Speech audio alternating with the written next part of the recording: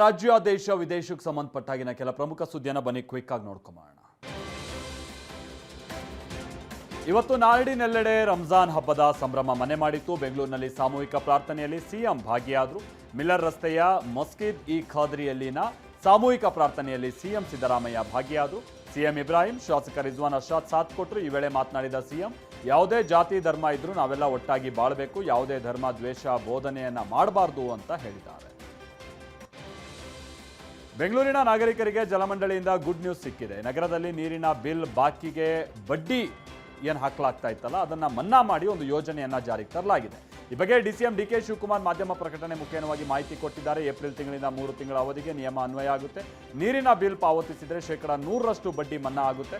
ಗೃಹ, ವಾಣಿಜ್ಯ, ಕೈಗಾರಿಕೆ ಸೇರಿ ಎಲ್ಲ ವರ್ಗದವರಿಗೂ ಈ ರೂಲ್ಸ್ ಅನ್ವಯ ಆಗುತ್ತೆ. Prajwal Revanna pen drive charge sheet ಬಗ್ಗೆ ಸಂಸದ ಶ್ರೇಯಸ್ ಪಟೇಲ್ ಪ್ರತಿಕ್ರಿಯಿಸಿದ್ದಾರೆ. ಶ್ರೇಯಸ್ ಆಪ್ತರನ್ನ ದೋಷಾರೋಪ ಪಟ್ಟಿಯಿಂದ ಕೈಬಿಡಲಾಗಿತ್ತು, ಕೆಲ ಜೆಡಿಎಸ್ ಕಾರ್ಯಕರ್ತರನ್ನ ಸೇರಿಸಿದ್ದಾರೆ ಅನ್ನುವಂಥ ಆರೋಪಗಳು ಕೇಳಿಬಂದಿತ್ತು. ಈ ಬಗ್ಗೆ ಮಾತನಾಡಿರುವ ಶ್ರೇಯಸ್, ಎಸ್ಐಟಿ ತನಿಖೆಯಲ್ಲಿ ಯಾರೂ ಮೂಗು ತೂರಿಸಿಲ್ಲ. ತನಿಖೆ ಬಗ್ಗೆ ಅನುಮಾನ ಇದ್ರೆ ಮೇಲ್ಮನವಿ ಸಲ್ಲಿಸಲಿ, ಒಂದು ಪಕ್ಷದ ಪರವಾಗಿ ಎಸ್ಐಟಿ ರಚನೆ ಮಾಡಿಲ್ಲ ಅಂತ ಹೇಳಿದ್ದಾರೆ. 2026ರ ಐಪಿಎಲ್ ಹಬ್ಬಕ್ಕೆ ಚಿನ್ನಸ್ವಾಮಿ ಕ್ರೀಡಾಂಗಣ ಸಜ್ಜಾಗಿದೆ. ಆರ್ಸಿಬಿ ಫ್ರಾಂಚೈಸಿ ಶೀಘ್ರವೇ ಪಂದ್ಯದ ಟಿಕೆಟ್ ಮಾರಾಟ ದಿನಾಂಕವನ್ನು ಪ್ರಕಟಿಸಲಿದೆ. 35,000 ಸೀಟ್ ಸಾಮರ್ಥ್ಯ ಇರುವಂತಹ ಸ್ಟೇಡಿಯಂಗೆ ಬಫರ್ ಝೋನ್ ನಿಗದಿ ಮಾಡಲಾಗಿದೆ. ಹೀಗಾಗಿ 28,000 ಪ್ರೇಕ್ಷಕರಿಗೆ ಮಾತ್ರ ಅನುಮತಿಯನ್ನು ಕೊಡಲಾಗಿದೆ. ಶೇಕಡ 80% ಟಿಕೆಟ್ನಲ್ಲಿ ಅಂದರೆ ಆನ್ಲೈನ್ನಲ್ಲಿ ಮಾರಾಟ ಆಗಬೇಕು. ಅಂದರೆ ಆಫ್ಲೈನಲ್ಲಿ ಕೇವಲ 20% ಮಾತ್ರ ಆಫ್ಲೈನ್ನಲ್ಲಿ ಆಗಬೇಕು, 80% ಆನ್ಲೈನಲ್ಲಿ ಮಾರಾಟ ಮಾಡಬೇಕು ಅನ್ನುವಂಥ ಸೂಚನೆಯನ್ನು ಕೊಡಲಾಗಿದೆ.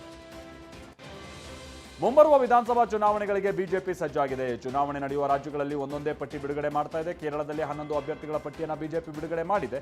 ಅಸ್ಸಾಂನಲ್ಲಿ 2 ಅಭ್ಯರ್ಥಿಗಳ ಪಟ್ಟಿಯನ್ನು ರಿಲೀಸ್ ಮಾಡಿದೆ. ಪುದುಚೇರಿಯಲ್ಲಿ ಸದ್ಯ 9 ಅಭ್ಯರ್ಥಿಗಳನ್ನು ಕಣಕ್ಕಿಳಿಸಿದೆ.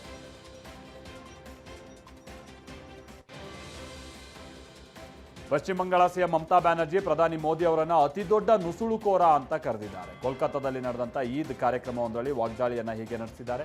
ಬಂಗಾಳವನ್ನು ಗುರಿಯಾಗಿಸಿಕೊಂಡು ಜನರನ್ನು ವಿಭಜಿಸ್ತಾ ಇರೋದು ನರಕಕ್ಕೆ ಹೋಗ್ತಾರೆ. ಚುನಾವಣೆಗಾಗಿ ಅಕ್ರಮ ವಲಸೆ ಹೆಚ್ಚಾಗಿದೆ. ಮೋದಿ ಹಾಗೆ ಅಮಿತ್ ಶಾ ರಾಜ್ಯದ ಜನ ಸಂಖ್ಯಾಶಾಸ್ತ್ರವನ್ನೇ ಬದಲಿಸ್ತಾ ಇದ್ದಾರೆ ಅಂತ ಆರೋಪಿಸಿದ್ದಾರೆ.